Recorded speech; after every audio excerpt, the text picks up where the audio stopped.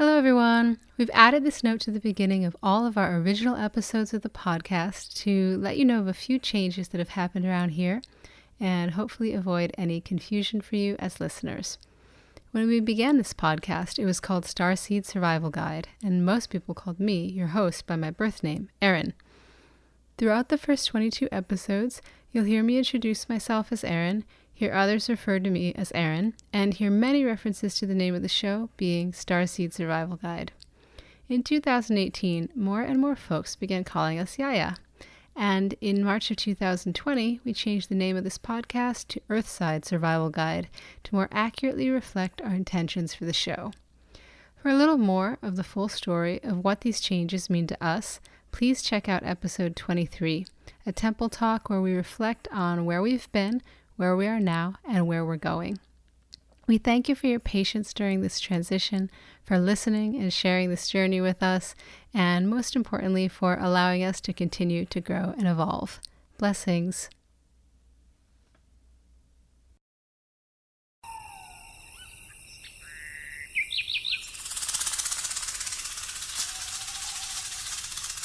And as I call in the east, I walk into the stream. And as I call in the south, I bring water to my mouth. And as I call in the west, the creek swallows my chest. And as I call in the north, I am swallowed by her soul.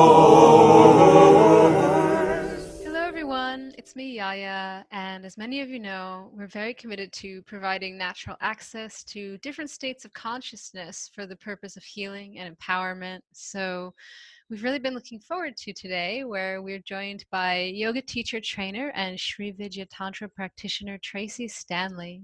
Since 2001, the focus of her teaching has been empowerment, sankalpa, self-mastery, and healing. Tracey teaches Yoga Nidra, meditation, self-inquiry informed by wisely sequenced asana, mantra, and kriya practices to create a fertile environment and safe container for transformation and growth. Tracey also regularly teaches at festivals like Wanderlust, Symbiosis, Lightning in a Bottle, and more, and serves as faculty at Esalen Institute, where she leads teacher trainings, retreats, and in general holds space for us to remember our radiance and power. Welcome, Tracey. Thanks so much for taking the time to speak with us today. Thank you so much for having me. I'm honored to be here. I always like to start out by just establishing our guests' personhood and then go on to explore how that may interplay with your current role in community. So I'm curious about your ancestral identity and how you arrived at your current understanding. What a beautiful question. Well, I guess we can look at it two different ways. My understanding growing up as far as ancestry was that my parents came here. One of my parents, my father, came here from Bermuda.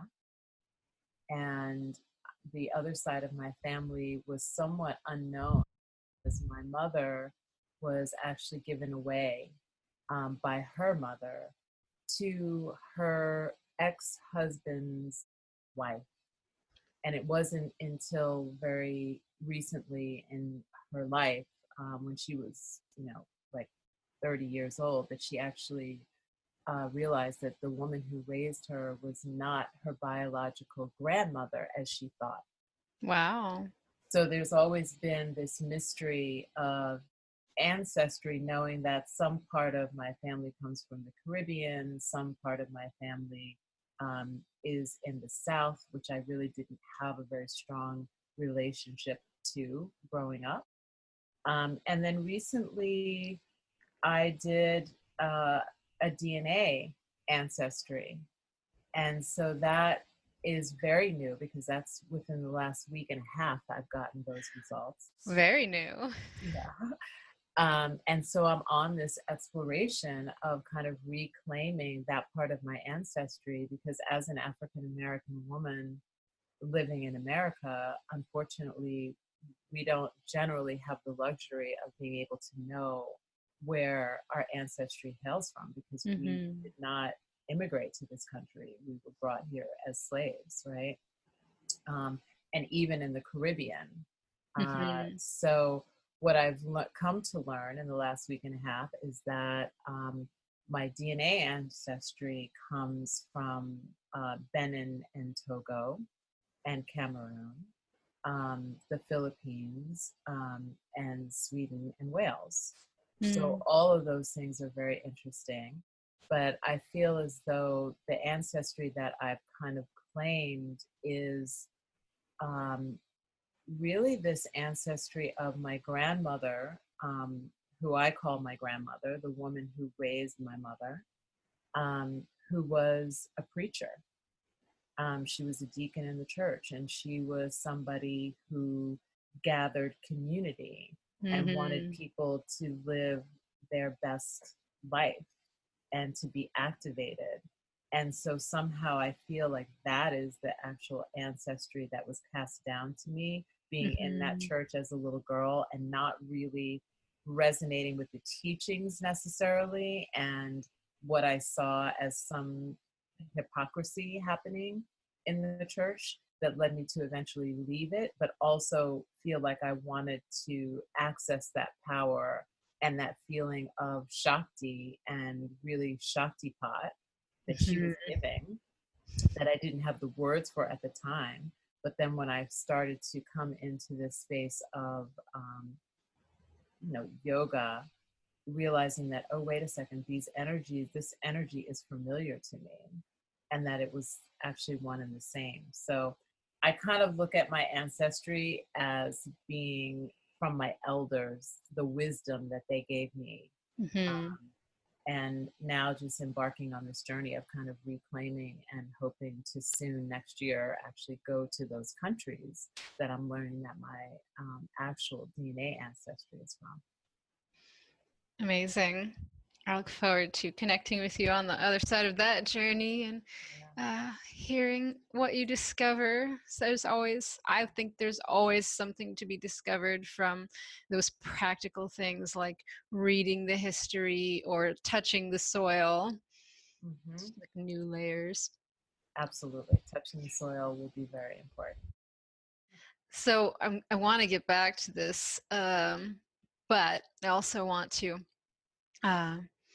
just hear a little bit about what you were like as a child and a teenager, and maybe what some of the challenges that you needed to overcome from your upbringing may have been, and how you were able to heal enough of your personal challenges to become such a strong and solid presence and guide for others exploring the practice of yoga. Okay. Well, that's a very interesting question, because it's something that I consider a lot, because it has informed who I am today. And what I would say is that as a child, for whatever reason, I began to read at age 2.5. I was reading the New York Times. So there was that piece of somehow this activation of being able to learn very quickly, and also being very willful. And what I remember is really that that willfulness was not appreciated by my dad. How diplomatically put. Yeah. And so this is back in the day where, spanking your child was really not something that was looked down upon. And I remember, being spanked, and at some point being able to will myself kind of not to cry if I was being spanked. And one of the earliest memories that I have is my dad kind of making the decision that, okay, now it's time for the belt to come out.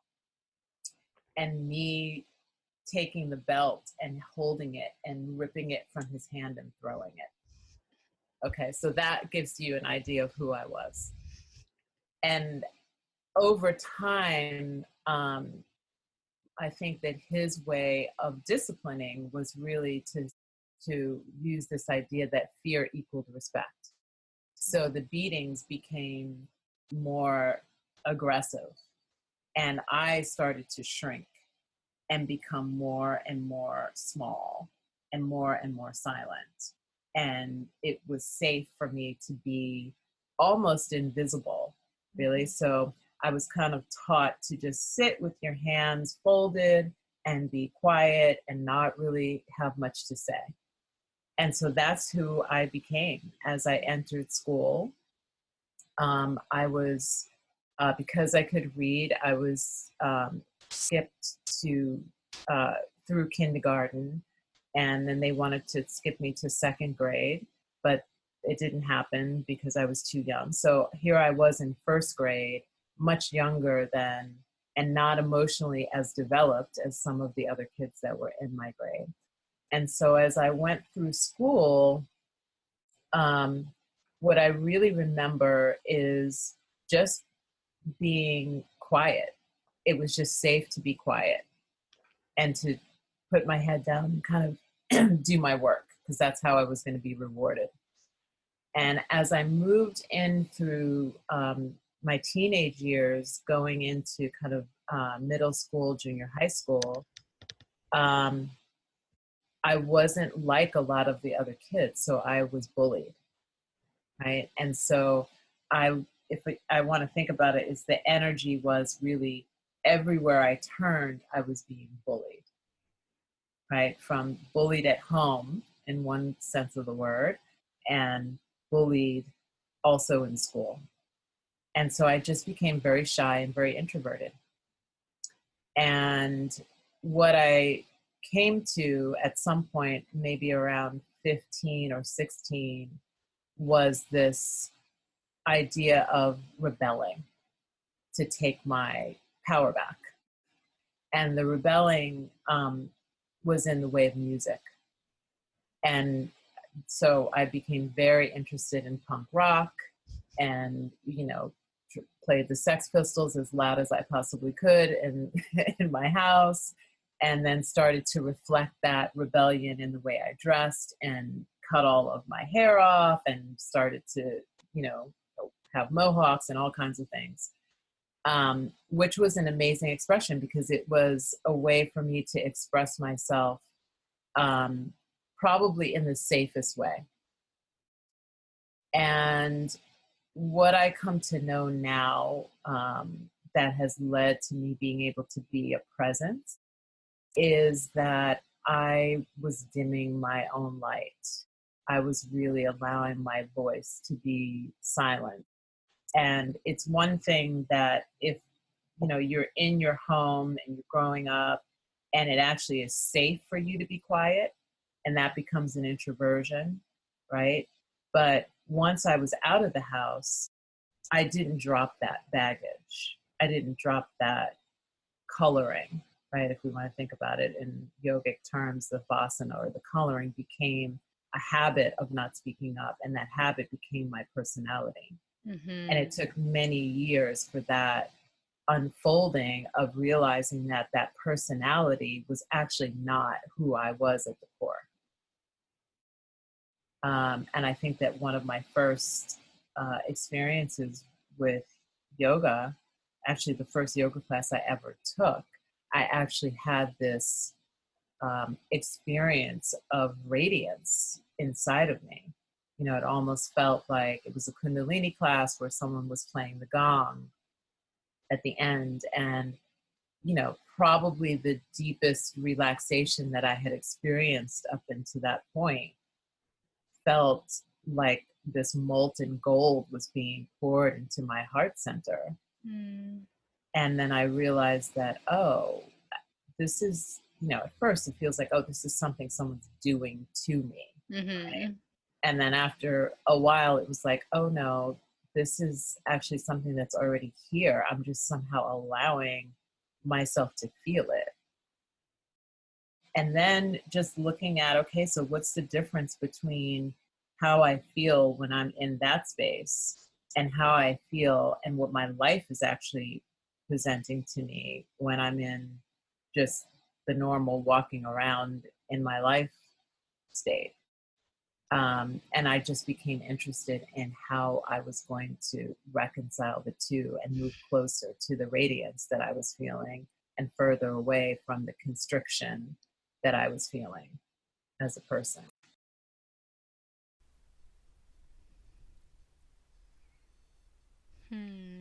Now, I had a little bit of a sense just from exploring your online realms that we had some interesting things in common. Like we both moved from New York to the West Coast because of the winters, but I'm kind of amazed right now to be hearing and discovering that your story is really my story. Oh, really? It's quite amazing. I mean, with the exception of mine being more verbal and emotional abuse, being bullied at home and then bullied at school, and developing a whole personality of rebellion and identifying deeply with the music that I was listening to, and just anything. I was just whatever other people were not, or whatever bothered other people. Right. I was that. And it's been a very long time. I'd say I'm still in the process of allowing like some of those layers of strategy to just, they don't ever really go away for me. I still, if I'm walking down the street and I see like a punk rock person, I still kind of perk up and I'm Right. like, oh hi, and they're like not looking at me at all. Not I recently had that experience, actually. I went into the Doc Martens store, right? Yeah.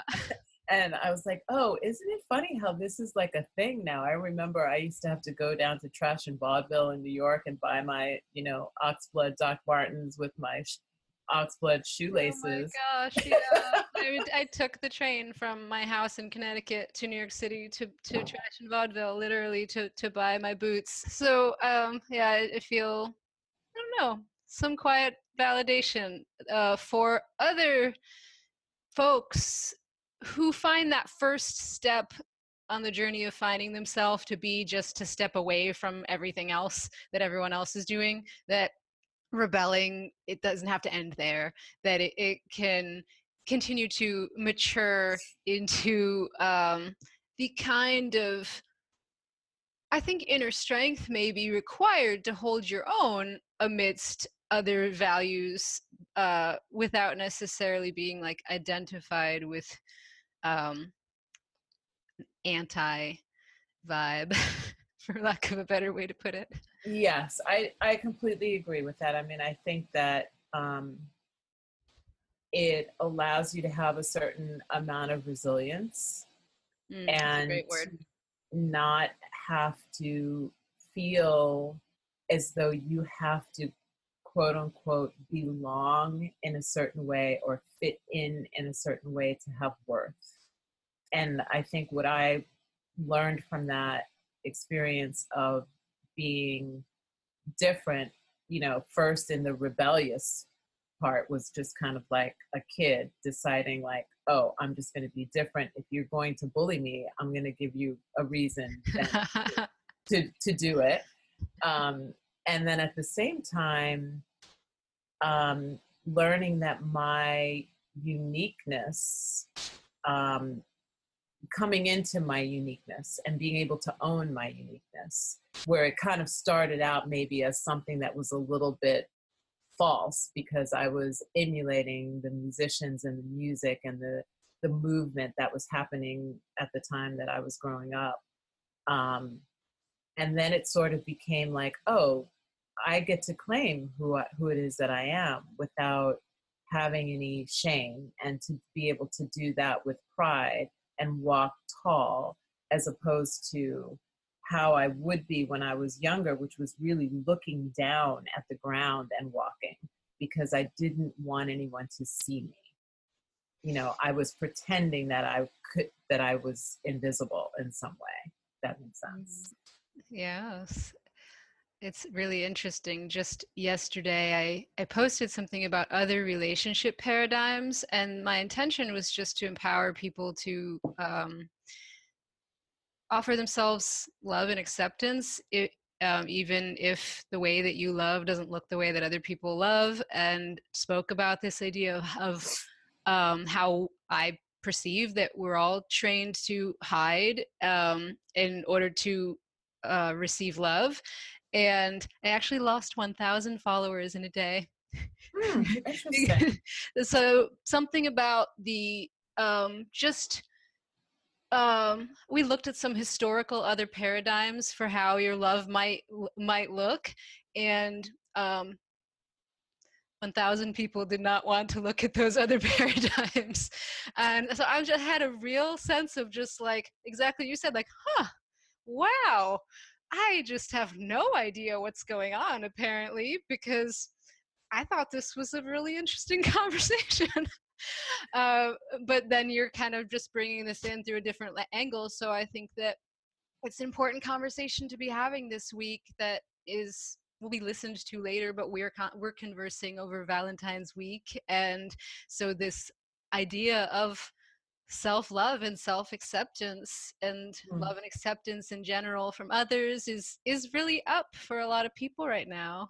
Oh, absolutely. And I mean, I think that for me, that was part of the unwinding, is that even though I was able to celebrate my uniqueness and celebrate the uniqueness in others, there was a part of me that still was running the programming of I have to be small.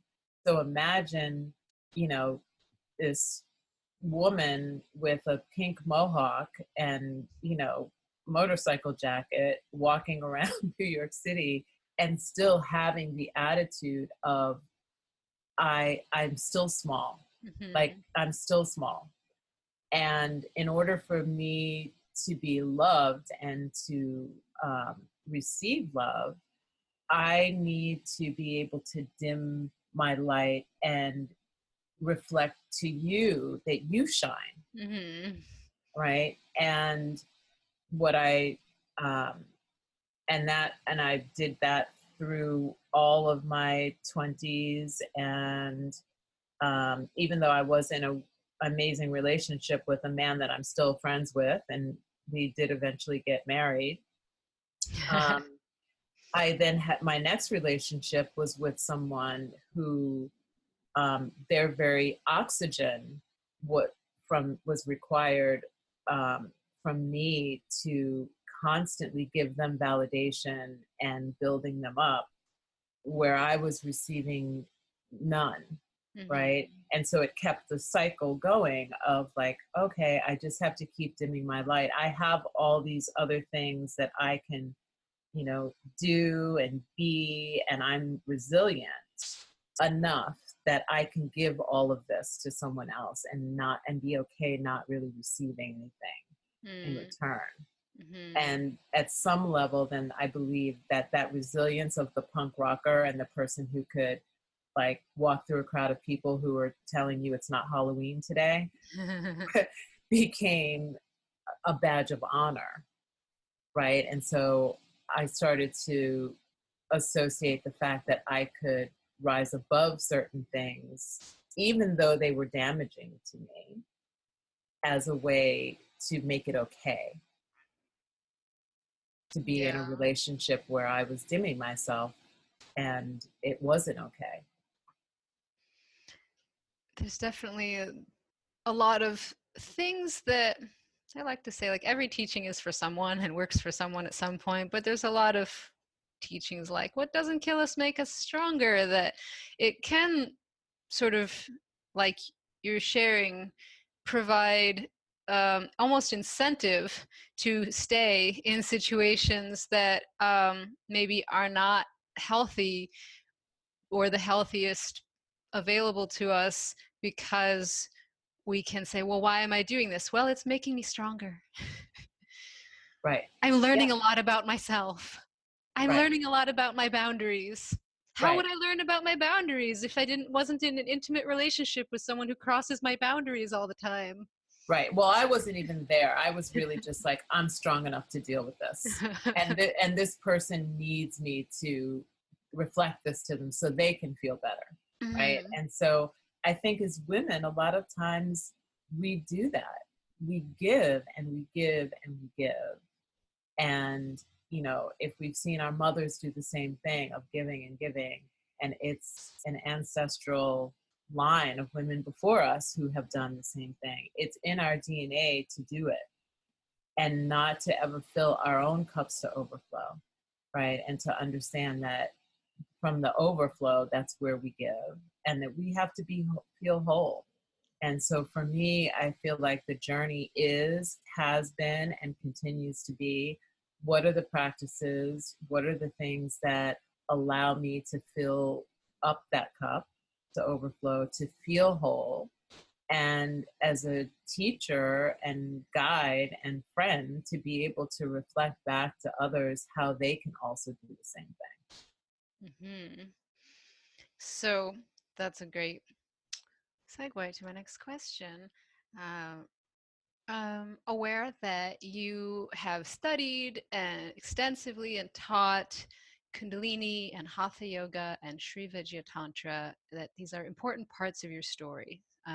And so when you speak about, you know, what are the ways, I would just love to hear you describe what the difference between these distinct gateways of Kundalini and Hatha and Sri Vidya is for you, how you perceive those different gateways to be of benefit to your life. Well, what I'll say first is that I've never taught Kundalini Yoga. Mm-hmm. So Kundalini Yoga was my gateway into the practice of yoga. So when I was told by a massage therapist that I needed to practice yoga, and it was something that was already on my radar because of something that had happened to me about a year prior, I just went into a yoga studio and they said, oh, the next class is this way, and you're a beginner, go to this class. And I started going to Kundalini Yoga. So that was my first awareness of the fact that I was more than just my physical body, because I had I feel a direct experience of pranamaya kosha and energy in the body in that very first class, and also some awareness of the heart chakra. And that was the gateway for me to be able to move into, there's more to what I think I perceive. There's more than what I can see. And I need to understand what that more is. Mm-hmm. Right? And so I think that just in general, I, as a guide, use that same doorway to introduce the idea that there's something more than just the physical asana practice, right? Because when we start to do our physical asana practice, and I'm thinking in my bio, you read something that said, like, wisely sequenced asana. It's there because we don't need to do an hour and a half of handstand crazy postures in order to move somewhere. We can do 5 postures and breathe in a certain way and use a certain mantra to be able to access that point where we start to feel energy. So that is, I feel like my own personal journey of yoga and Tantra reflects how I teach. So I wanted to be clear that I don't teach Kundalini Yoga and haven't, but that's what I practiced 5 days a week for the first 5 years of my yoga journey, before I even knew that there was such a thing as Hatha Yoga. Right? So when I went into my first Hatha class, I was like, what is this? This isn't yoga. Like, this isn't what I've been doing for 5 years. And then it became, oh, okay, there's the ego part of me that wants to know how to do these postures, because I was, very, kind of athletically inclined when I was younger. And so I started to do both. So I started to practice Hatha Yoga and Kundalini Yoga. And then I read a copy of the Yoga Sutras, and I read a translation that blew my mind because I had never really been introduced to yogic philosophy that way before. What I had been introduced to was readings from the Golden Temple, which were also mind-blowing, but in a different way, because this text was so systematic and so clear that I felt like it gave a real roadmap. And so when I read this, I thought, whoa, I have to find a teacher or some teachings that are going to lead me to being able to experience the promise of this, because this is actually a science. It's not just, random.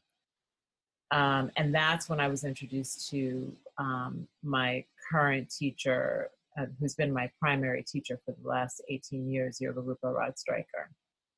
And that was my first introduction into the practice of mantra, of japa, which, as we know, mantra relates to the two kind of roots of the word are manas, was mind, and tra, which means to protect and even to expand. And for me, the beginning of mantra practice was a whole game changer for everything in my practice. So I also introduced that into my teachings so that people can have an experience of that vibration, and also to be able to commit to a japa practice every day, and be able to see how those practices work. So in our tradition, the way I was taught is that we have two kind of open mantras that we can give to students. And so in general, we work with the Gayatri mantra and the Mahamrityunjaya mantra. And those mantras, as I have been taught, is that the Gayatri actually builds light and the Mahamrityunjaya diminishes darkness. And so, we work with doing the purcharanas on those mantras that are about 250,000 repetitions. So it really requires students to be resilient and determined, right? And then we get to see what all of our resistances are against our shining. And right? for context, about how long does it take to do 250,000 repetitions? Is that what you said? Yeah, it's about 2 years. So it just depends on how many, because the first thing that people do is they go to the calculator, right? Because there's 108 beads on your mala, and 8 of those repetitions are offered to Ganesha. So you're only banking 100 for each mala that you do. And so most people, I think, feel like it's comfortable for them to do 3 or so, anywhere from 1 to 3 malas a day. But at the same time, we're so conditioned to try to focus on what the end goal is, right? And so I try to encourage people to do the practice just because you love doing the practice, and don't worry about when you're going to get to the end and try to check off the calendar, because you know what, you might do this practice for the rest of your life, and that's your practice, and be okay with that. Like, that's where it is, and look at it that way. And so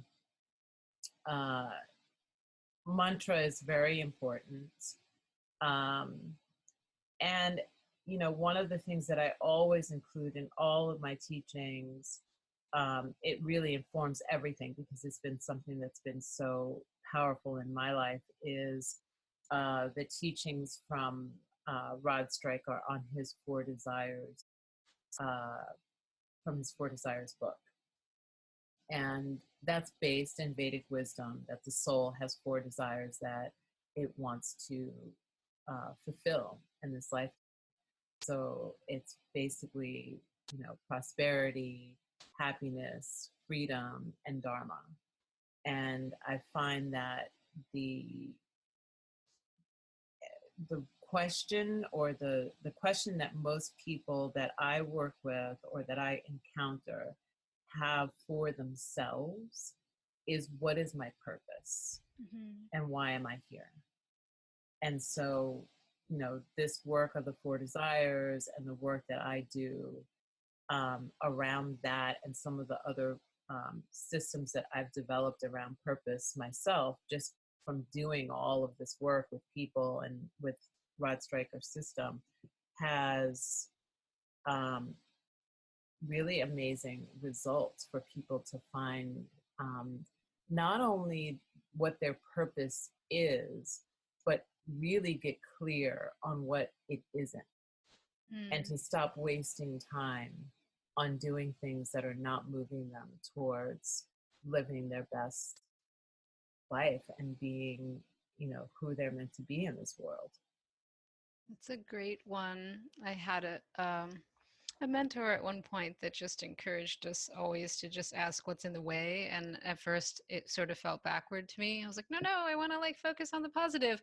But I realized that actually that was my magic. If people are sort of like, what kind of spaces are you creating, or what's the intention? It's just like, I'm just trying to remove anything that I can look around and see as a distraction, and then trust. So people will be like, you're such a neat person. I'm like, no, I'm really not. Come to my house anytime. Nobody would call me a neat person. But if I'm creating a space for healing, for magic, just what's in the way, what is not a part of the intention that we're all gathering around. I appreciate how you articulated in your own way this, yes, we want to get clear on what the purpose is, but we also want to have pretty good sense of what it's not.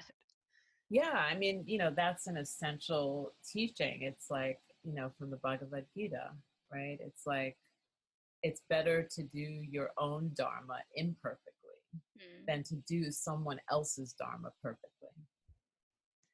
And so how many times are we doing someone else's dharma? Like, our parents want us to do this, or it's in our ancestry or our lineage that this is the line of work we go into, and so we do it, and it's not really our passion.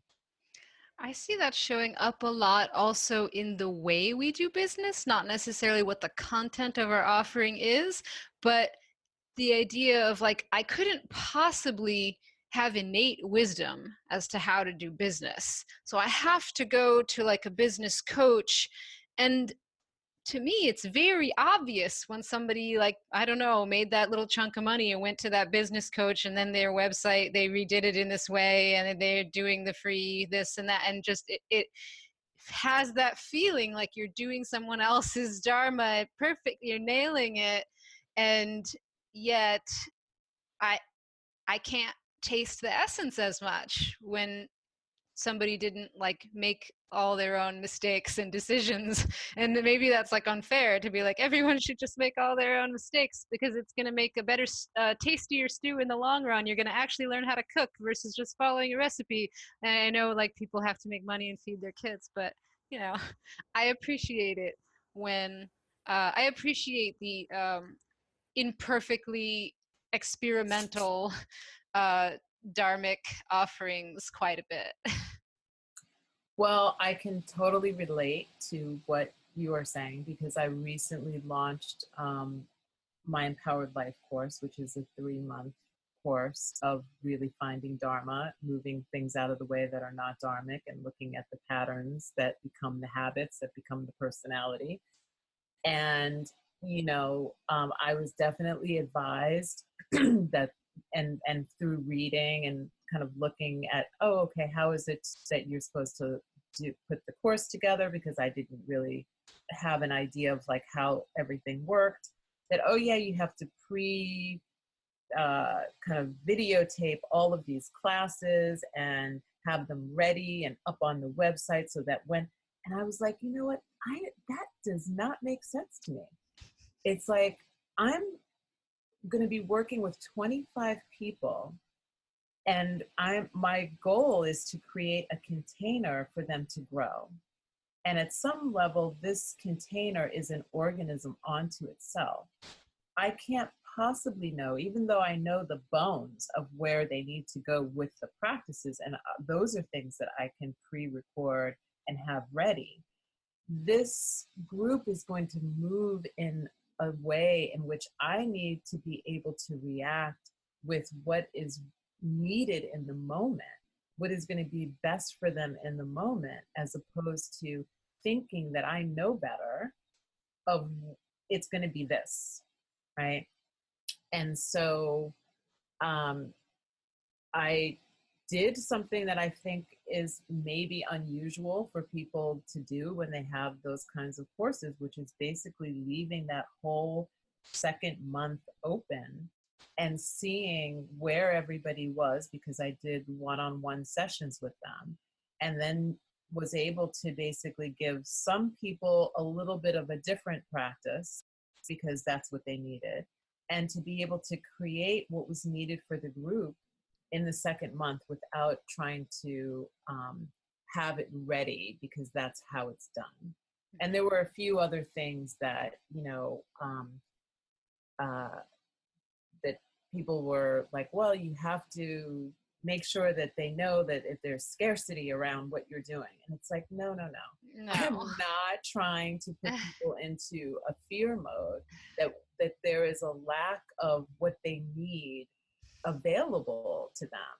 Yeah. It's like, this is about abundance. This is about nurturing. This is about like reclaiming your radiance. And if you can't make it for this one, there will be another one. And you know what? There's 5, 6, 100 other goddesses out there and men who are offering things too that will lead you towards Dharma or lead you towards your power. The idea of, better get it now, which is part of like the whole marketing thing, didn't feel organic, and it didn't feel like a way that I wanted to interface with people. So I hear you on that. And I do think that a lot of times we can fall into not trusting our wisdom. And I think it's one of the biggest, ailments of our world right now, is that we are completely disconnected from our own intuition and from our own knowing, and that we've been taught in a way that our knowing is not valuable and it's not correct, and it's something to second guess. And that is, from my perspective as a teacher, it's part of what I want to help people reclaim. I feel that. I think that's why we're having this conversation today. Value that essence of the various different things you're doing. So on your website, you invite people into your world with the words, "Every moment holds the potential for us to awaken to our radiance and power." And I explore this word power quite a bit from lots of different angles. And I notice a lot, or maybe I'm just sensitive to what I would language as like false empowerment being shared between women. And I don't really know like specific examples to bring up, but there's kind of like, I definitely see it a lot online with this sort of like, oh no, you didn't know that you were messing with a goddess, and kind of thing that I don't really understand, but I definitely don't think that that's not what I'm talking about when I say like empowerment or personal power. And it doesn't feel like that's what you're talking about either. And so since this is really like seems like a major part of your work, I wanted to hear, well, your definition of power, definitely. And then would love for you to speak about the concept of cultivating and your personal power versus needing to like get it from somewhere outside of yourself, and how we cultivate and share power in a mutually uplifting way that's not necessarily requiring us to like micromanage reciprocity in the moment, you know? Mm-hmm.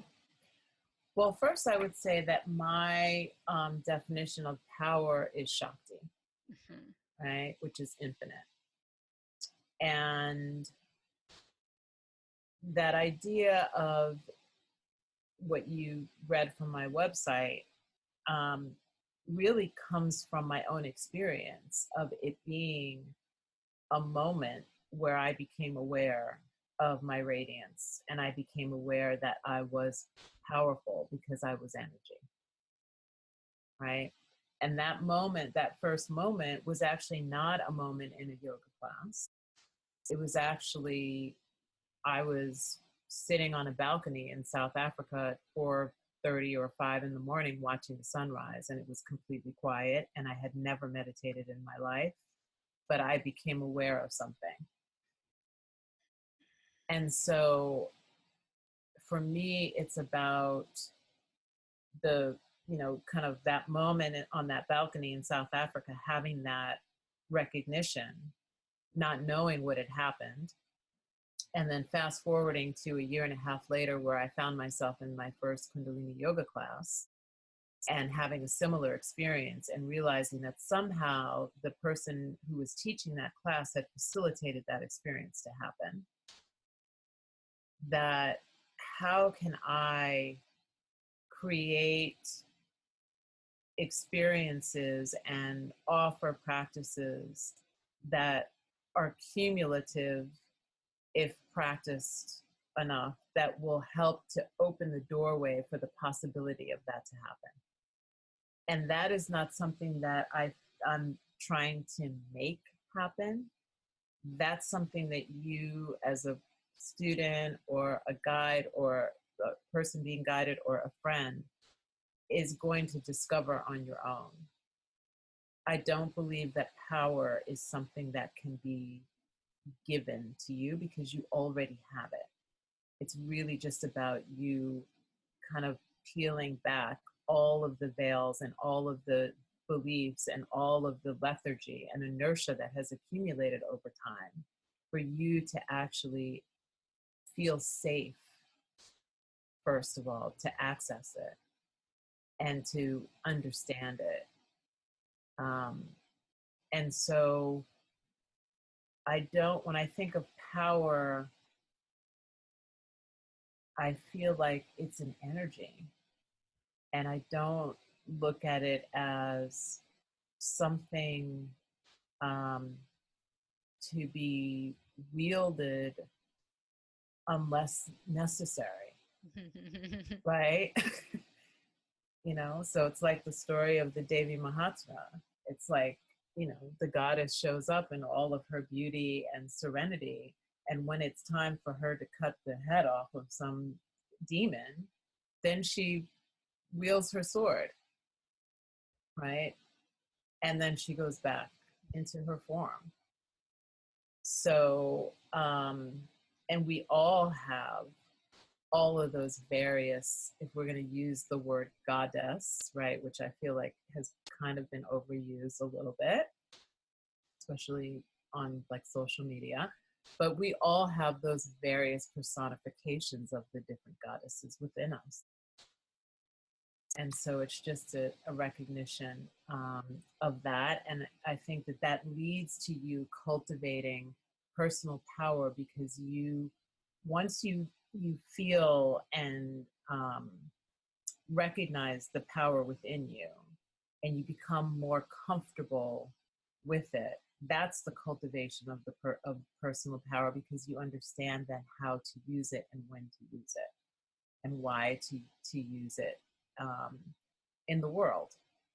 And it informs everything that you do. So I'm just going to share like how I'm hearing this, and you can let me know if I'm translating this in a way that is accurate. What I'm hearing is just a really different paradigm around power, in the sense that even the concept of reciprocity is coming out of a paradigm in which power is something that is maybe only exchanged, and that is the only way to get it, is to give it and receive it and negotiate for it, and that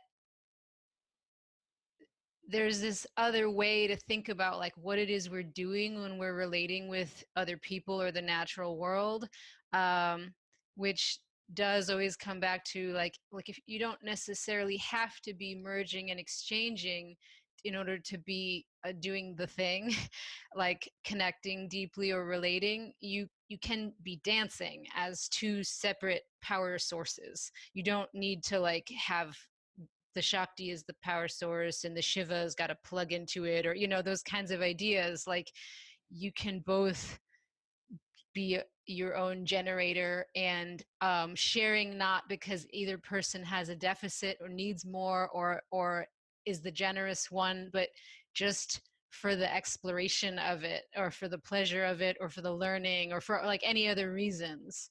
I don't know if where going with that is where you were going with that. No, I wasn't going there. What I was really saying is that we all have both Shiva and Shakti energy within us, right? And so what happens if we cultivate a relationship with our own power, right? Without it being in relationship to another person, but being in relationship to ourselves and then to nature, right? And how does that show up? And then being able to notice that at some level, or at the biggest level, it's all one. And then what does that mean for me to be in this sea of oneness? What does it mean for you to be in the sea of oneness? I feel like I'm still exploring that. I'm still exploring, like, you know, what certainly on a practical level, what I do, what I say, the way in which I move through the world has an effect, has a ripple effect on everything, right? And so for me to be more conscious and more aware of how I move through the world and what my thoughts, my actions, and my deeds are is like the very micro level of that. And as a guide and a teacher, to be able to assist people on their journey of moving into that space is what I can offer into that pool of oneness. Because if we can all wake up, then I believe the world will be a much better place. And if that happens in my lifetime, wonderful. But if it happens because the children of the children of the children of the people that I have touched, and, you know, my family makes it so, then wonderful.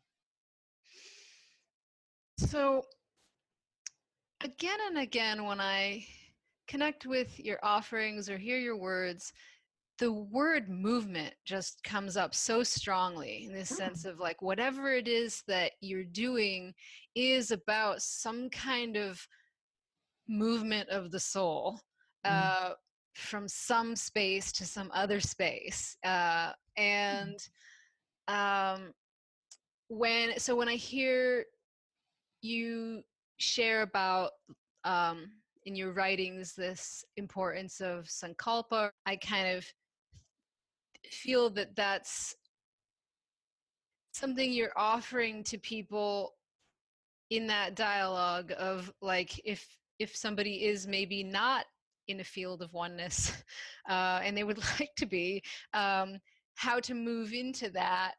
I hear you saying with intention and with will, and so could you speak a little bit more about what this role of intention is, and maybe just one or two examples of times where like intention or will or like making a choice really affected your life for the better? Oh, yeah. Okay, so the process of sankalpa, so we need to define the word, right? What is sankalpa? So the root word kalpa means the rule that follows. And the sa refers to either sattva, that which is good, clear, right, balanced, or I've also heard it as sat, truth, which is the one that I really like. So the rule that follows truth, right? And so the truth of who you really are, what you really meant to do in this world. And we actually create sankalpas all the time. And most of the time we're not aware of what they are. So in the example of what I shared just earlier, is that at some point in my life, I created a sankalpa to remain small and invisible. Mm-hmm. And that was informing me, right? And so this process and how I like to guide people, and a lot of it is through the wisdom of the 4 desires, is around, let's get clear on the unintentional, unconscious intentions that we've actually created for ourselves that are keeping us in a pattern of having to learn the same lessons over and over and over again, because that is a choice. At some level, we're choosing to create and have to learn the same lessons over and over again. So let's get clear on not only that we actually are doing that, but on why, right? And so we're really sitting in this place where we're asking for everything that doesn't allow us to be free to be revealed, and all the choices that we make and why we might be making those choices to also be revealed. And as we do that, I feel like more dharmic choices become clear. And that's really the sankalpa that I'm referring to, is let's start to get in alignment with what are the most dharmic choices that you can start to make for yourself. And that through practice, consistent practice, because I'm a big one on sadhana, right? It's like, this is not about magical thinking of like, we're going to just write some affirmations on the wall and put them on the mirror and things are going to happen. It's like, there's practice that needs to happen in order to start to reduce the resistances and to remove the coloring off the windshield so that we can actually see clearly. And then once we can see clearly, that discipline is actually the willpower. That is the willpower. That is the will. Because your soul wants you to move in alignment with your destiny, right? And so the words intention sound very maybe forceful or masculine, willpower, but what I'm really talking about is willpower and determination. That are you determined to say that you want to live to your highest? And if you do, then this is a process that I'm hopefully able to move you towards, but ultimately it has to be you, right? And that's the willpower. So I hope that answers your question. It does. And I find that anything that has to do with active, like in the West, is often considered like a masculine teaching or way of being or whatever, but that like something that I think draws or calls to me about some of these Eastern traditions, Sri Vidya, just for example, is that like the Shakti is actually the active principle. And so I feel just I guess like acknowledging that I agree that it's not necessarily, it might come from someone's masculine energy, but it's not necessarily drawing on or needing to reach for a masculine energy to take an active role in our life. That the active feminine is something like really close to my heart. And the beautiful thing is that the queen practice within this whole way of how I'm teaching is the practice of Yoga Nidra, which is the most feminine practice you can do, in my opinion. It's like you're being held by the goddess Yoga Nidra in practice. You're moving into that space of the heart where the wishing tree resides to place your sankalpa. You're being held in Hiranyagarbha, in the cosmic womb, and allowing yourself to just be radiant in that space. So the practices, I feel, are very balanced, and I think it's easy for us to get caught up also in the words too. And I also think that sometimes when people arrive, they've read those words of willpower and intention, and they come in with the, okay, I'm ready, I'm going to do it. And it's like, okay, now we're going to relax. And can you imagine that you can actually relax your way into manifesting your best, most radiant self? Yes, it's possible because I have done it. And to go back to your question is, you asked for an example. You know, one of the most powerful sankalpas that I created for myself was around being free from this need to be small and to not be seen. And that required both the willpower in the form of the discipline of sadhana and the willpower to move through all of the resistance, because all of that conditioning and programming was there to say, don't show up, don't stand on stage, don't speak up, let someone else do it. And moving through that was literally like moving through a wall of bricks.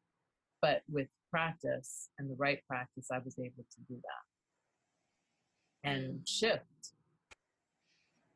I like the idea that it sounds very magical to me, very like wizardly, that the way to move through a wall of bricks is total surrender, total relaxation. The Zen Buddhist idea of doing non-doing comes to mind. Absolutely. Absolutely. Yeah, because you're in, I mean, ultimately when you're really in, because, you know, we can talk about Yoga Nidra as a technique, which is how it's most often talked about, but it's actually a state of consciousness, which is equivalent to, if not the same as Turiya, I should say the fourth state, which is a place of nirvikalpa, which is no thought. Right. So if we're in that space and we start to spend more and more time in the space of no thought, we also become very aware of what's not real. So through these practices that enable you to relax into some more skillful navigation of reality, you have been able to overcome physical abuse, fear of being seen, sounds like fear of public speaking. Oh, absolutely. Would love to just hear a couple more specific examples as somebody who is speaking about being really conscious of like what is not dharmic, to help other people maybe like see themselves or hear themselves and feel some access to this trajectory. Yeah, well, I feel like we know it in our bones. when we're not on purpose. When you go to work and there's no joy and passion, you know that, you're not doing what you're meant to do in this world. Even when you could be making multiple six figures and, on the outside, you're living your best life, but on the inside, you're miserable, right? So I feel like it's something that we all know. Like when we're really tapping in and listening, there's something that we all know. I feel like the people that come to my workshops and retreats, it's the aha moment for them is not, oh my God, I'm not living my Dharma. They're already coming because they know they're not living their Dharma. They're not living their truth. The aha moment is, oh, this is the reason why. And this is how I can shift it. And oh, after 40 days of practice, wow, I realize all these different things. And I have tools that maybe were given in class, but I've also maybe realized the tools I already own that I can use to start to move my life forward. So I really feel like, when you get that feeling in that knot in your stomach when Monday morning comes around, how many people, it's like memes have we seen about like the Monday blues or, oh no, it's Monday. It's like, well, the reason why we feel like that is because you have to go back to a job that isn't in alignment with your Dharma. Maybe you're being more dharmic on the weekend when you actually get to have your own free time and do the things that you feel joy about. And I love Monday because my son goes to school and his dad goes to work, and I have the house to myself to focus on doing my work. Right. Exactly. Yeah. So, this idea of, oh no, it's Monday and thank God it's Friday. You're not in your Dharma between Monday and Friday if that's how you're living. I mean, it sounds so obvious, but also like sometimes it is just like, oh, right. I had a roommate that she took a really big risk to leave a certain job, and she just said, well, she was an art handler. It was kind of a prestigious position that a lot of like painters wanted to have. And she's just like, I watched the clock every minute all day, and I just realized I'm literally wishing my life away. Every minute of every day, I'm wishing my life away. I'm like, wow, good for you. You realized it, and you just said, this isn't it. I don't know what is, but not this. Exactly. Yeah. Well, we have to start wrapping up. So if you're interested in connecting more with Tracee, you can visit her website at www.traceyyoga.com. That's Tracee spelled Tracee, where you can receive a free self-love meditation, check out her Empowered Life Oracle deck, and explore yoga teacher training possibilities. You can also visit us online at patreon.com/activeculturefamily for a special patrons-only bonus, an 11-minute guided Yoga Nidra experience with Tracee that you can return to again and again as a resource whenever you're desiring a little extra support for remaining in that field of oneness and discerning what's real. If you are enjoying these conversations and you would like for us to be able to release new episodes more frequently, your support on Patreon goes a long, long, long way towards helping us reach that goal. And your support there also creates our Women of Color Scholarship Fund for our Medicine Mandala Green Magic Apprenticeship. So you have, at this point, enabled 3 women of color to live their dream of accessing a alternative education for which there is no federal funding. Thank you. We do hope that you will take a moment to check out our incentives and bonus content. And if you're already signed up, thank you. Really, thank you so much. We just really appreciate each and every one of you, and I hope that you got the postcard last season as just a very small token of that appreciation. So, in closing, just a formal thank you to our guest, Tracy, and to all the benevolent beings in all the realms who have gathered here to inspire and direct the flow of this sacred dialogue. We dedicate any merits accumulated through this work to the benefit of all sentient beings. May all beings be healthy, may all beings be well, may all beings know joy and not suffer. Jai Ma, Amen, Namaste, Blessed be, Aho. May it be finished in beauty. Tainoti. Remember, you have so much catching up to do. Thank you for bringing that back. Not forgetting about taking time to make space to walking past through all the initiation, all your celebrations, showing up with our vibration, showing up in one of us. Beloved, it's been 1,000 years. Love driving tears,